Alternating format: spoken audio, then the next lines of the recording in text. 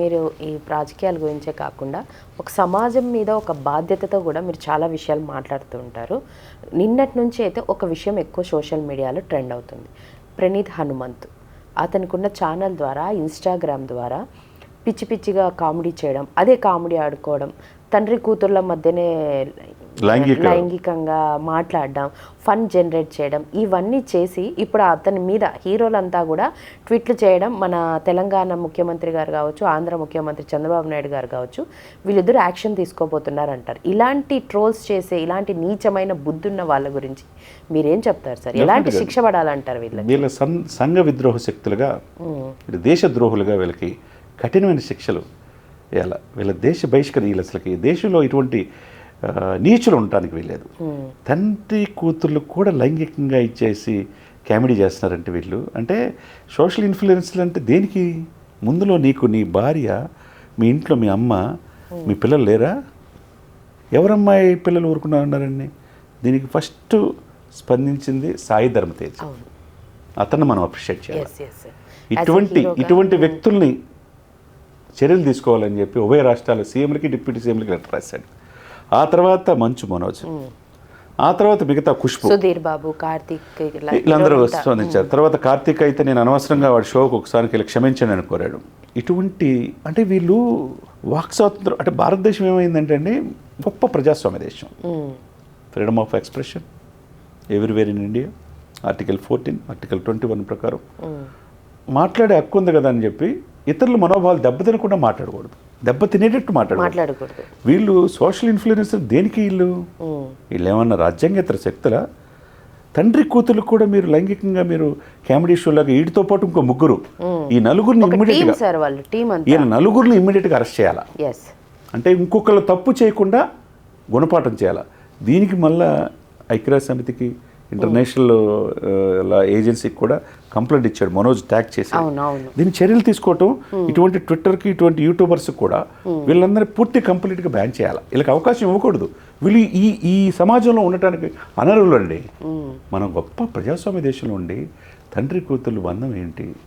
ఎంత అందమైన బంధం సార్. వాడి పేరు ఉదరించడానికి కూడా నేను వాడు అంటున్నానంటే వాడు ఈ దేశంలో, ఈ భూమి మీద ఉండటానికి అనర్హుడండి. ఇప్పుడు క్షమాపణ కోరుతా ఏడుతా క్షమాపణ కోరమంటున్నాడు. క్షమాపణ కోరితే సరిపోతుంది, సమస్య లేదు. దీని పట్ల రేవంత్ రెడ్డి కఠినంగా సైబర్ క్రైమ్కి ఇచ్చేసారు, రిఫర్ చేశారు. వాడిని ఇప్పుడే అరెస్ట్ చేయాలి. సీతక్క గారు కూడా స్పందించారు, ఇటువంటి వ్యక్తులు ఈ సమాజంలో ఉండడానికి వీల్లేదని. అదేగా ఆంధ్రప్రదేశ్ ప్రభుత్వం డీజీపీ గుప్తా గారు కూడా మీరు ఇరువురు రాష్ట్రాలు కలిపి మేము ఇటువంటి ఇది మరలా జరగకుండా చూసుకుంటామని చెప్పటం ఒక మంచి పరిణామంగా భావించాలా. ఇటువంటి వాళ్ళని వీళ్ళు సినిమాలు తీస్తారు, సమాజం ప్రేరేపిస్తారు. వీళ్ళ ప్రారంభోత్సవాలకి వెళ్ళి అనవసరంగా బాధపడుతున్నారు. కార్తీక్ లాంటి వాళ్ళు అయితే, మీరు మిగతా వాళ్ళంతా బాధపడుతున్నారు. ఇప్పుడు సాయి ధర్మ తేజ్ లాగా చిరంజీవి గారు అయితే ఎట్లయితే డ్రగ్స్ కొరకు పోరాడుతూ ఒక వీడియో రిలీజ్ చేశాడు. ప్రతి ఒక్కరు టికెట్ లేదు సినిమాకి. నిజంగా సినిమా టికెట్లు పెంచడానికి మా దగ్గర రావటం కాదు, మీరు తీసే సినిమాలో మీ క్రూ అంతా కలిసి ఒక మంచి మెసేజ్ ఈ డ్రగ్స్కి ఎరాడికేట్ చేసి ప్రదర్శించినప్పుడు మీకు పర్మిషన్స్ ఇస్తామని రేవంత్ రెడ్డి గారు అనటం పర్ఫెక్ట్. అది సామాజిక బాధ్యత. అది ఇప్పుడు చిరంజీవి గారు ఎందుకు చేశారు? చిరంజీవి గారిని కూడా అప్రిషియేట్ చేశారు.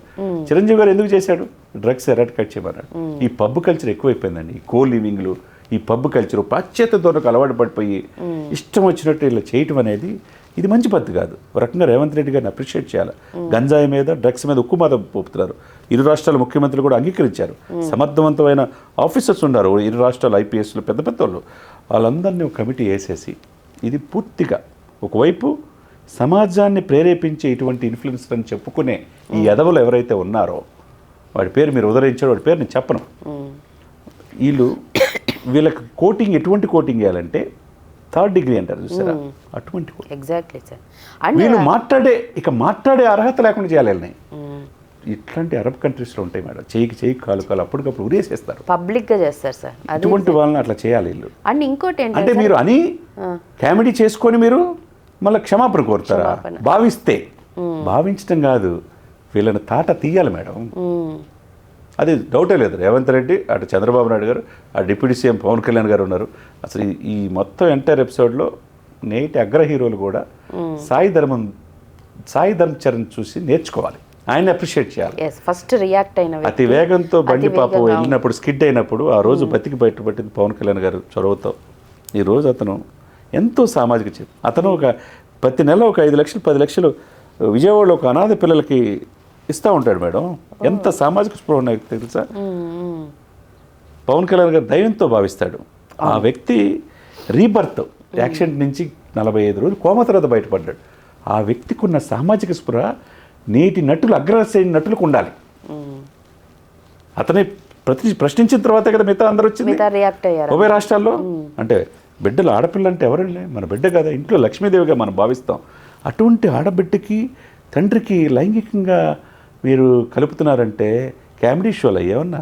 కామెడీకి కూడా ఒక హద్దు ఉంటుంది కదా సార్. కొట్టి చంపేస్తారు మేడం ఇటువంటి వాళ్ళని. కొన్ని రాష్ట్రాల్లో అయితే ఇటువంటి వాళ్ళని కొట్టి చంపేస్తారు. మన రాష్ట్రాల్లో కూడా అలా రావాలి సార్. కఠినంగా అప్పుడే చిన్న శిక్షించాలి. పిల్లల మీద ఇంకొకరు లైంగిక తప్పు వేధింపులు, yes, yes. ఇవన్నీ చూసే దృష్టి అనేది చాలా తప్పు. నిజంగా అది సో మెనీ ఛానల్స్ కూడా ఇది సమాజంలో మార్పు కోసం అనే ఫ్రంట్ లైన్ ఉండే ఛానల్స్ కూడా దీని మీద స్పందించాల్సిన అవసరం. Yes.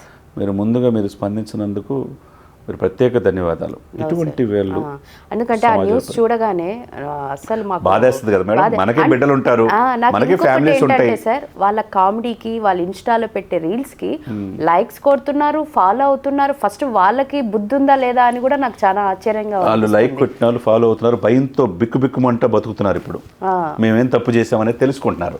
ఈ ఎదవలు ఎవరైతే పెట్టారో వీళ్ళు బ్లాక్ చేయాలి మేడం. వీళ్ళని సమాజంలో బయట తిరగనికూడదు. వీళ్ళకి పెద్ద ఫ్యామిలీ సార్.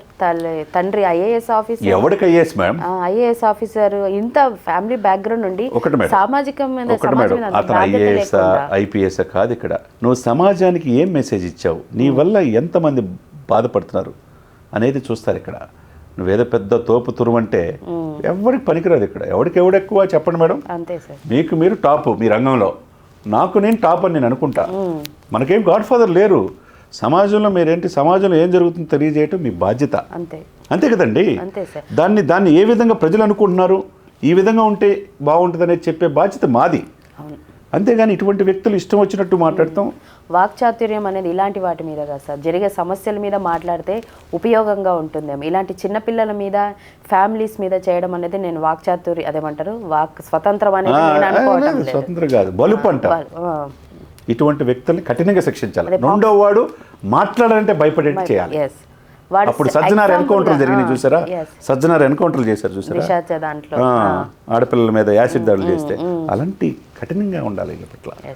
ఎటు తిరిగి జూలై 1వ తారీఖు నుంచి కఠినంగా సెక్షన్లు ఇచ్చారు ఆడపిల్లల పట్ల చేస్తూ ఉంటే. ఇటువంటి వ్యక్తులు ఇటువంటి సెక్షన్స్ పెట్టి బయటికి రాకుండా చేయాలి. ఓకే.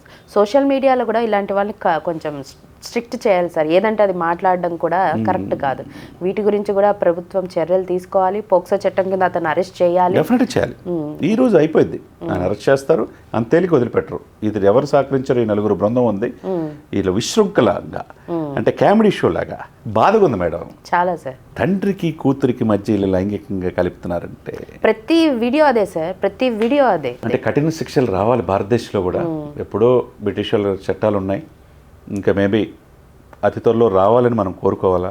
ఇటువంటి వాళ్ళని అక్కడికక్కడ బహిరంగ ఉరి తీయాలి. అప్పుడు ఇంకోటి తప్పు చేయాలంటే భయపడతారు. ఆలోచన రావడానికే భయపడాలి సార్. ఎగ్జాక్ట్లీ.